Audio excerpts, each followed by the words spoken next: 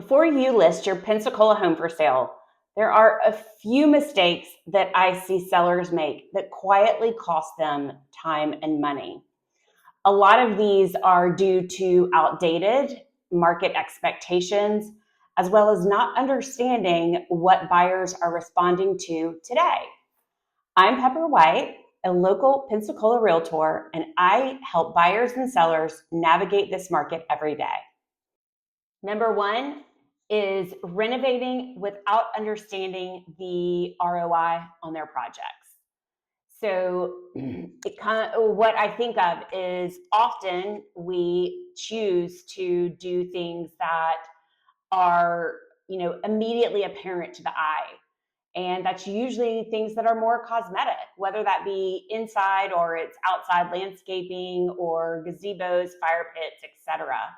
All wonderful things to have at your home. But the thing I caution is don't do those things in lieu of ensuring strong maintenance and care for the structural and mechanical components of your home.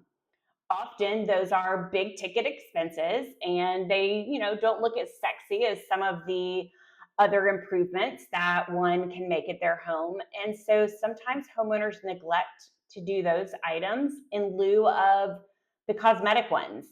And my recommendation would be just to ensure a bit of a balance.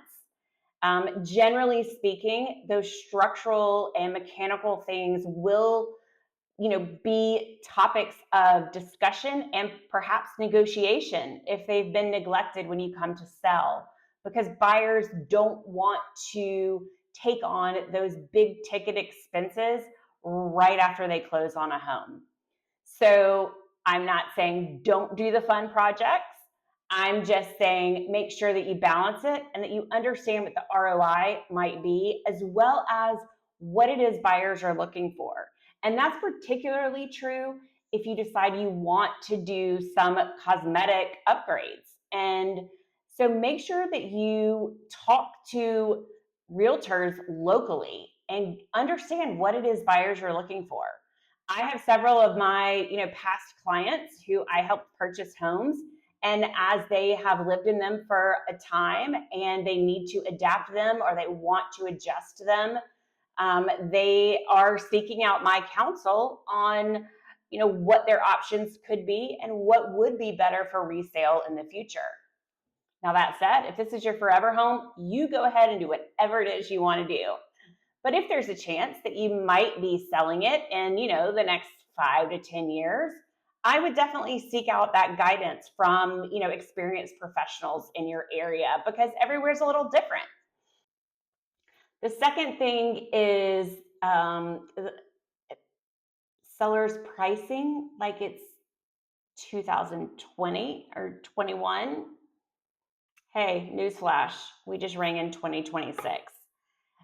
Our homes are not flying off the market as they hit them within 45 minutes with a full price cash offer, $50,000 over asking. So you can't price that way. Not if you want to sell. Now, my recommendation is to meet with a realtor and let them understand your goals and needs. Look at comps that have sold. Don't just look at what your neighbor's house is for sale, because if it hasn't sold, it doesn't matter. And then talk about what your options are for pricing based on what your goals are, your timeline is. Never price based on what you believe or feel it's worth, as well as what you need out of it. Unfortunately, buyers nor the market really factor that in. And then the third mistake I see, and this is a big one, and it makes such a difference, is skipping the prep. So you've decided to sell your home.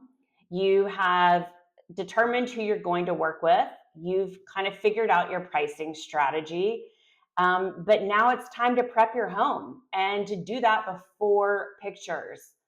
And so that might include things like decluttering.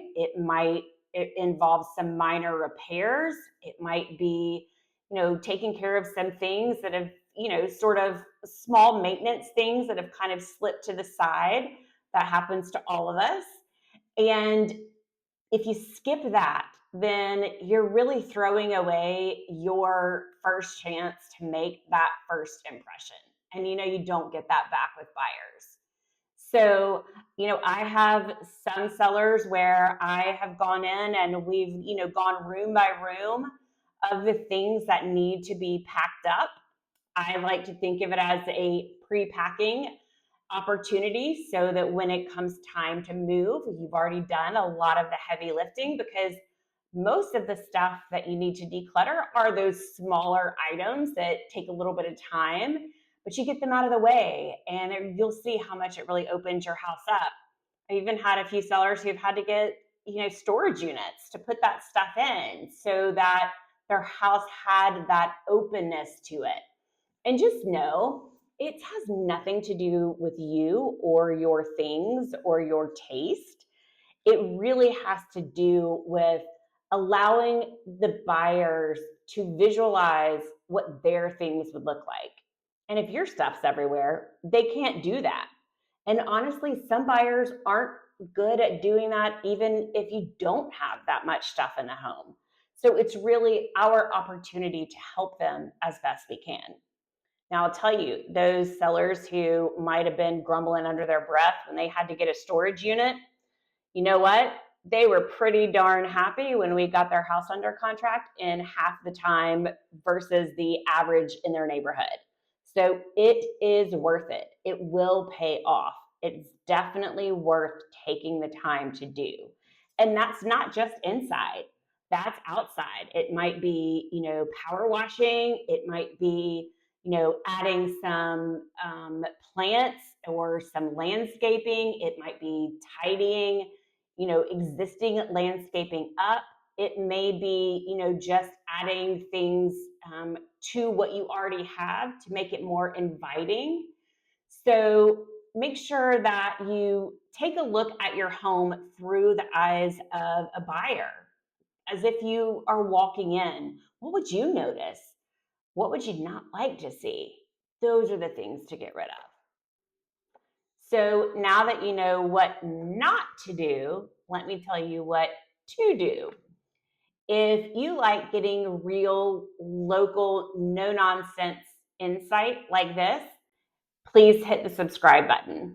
And if you are considering selling your Pensacola home, please comment list, that's LIST, and I will send you a copy of a prep checklist.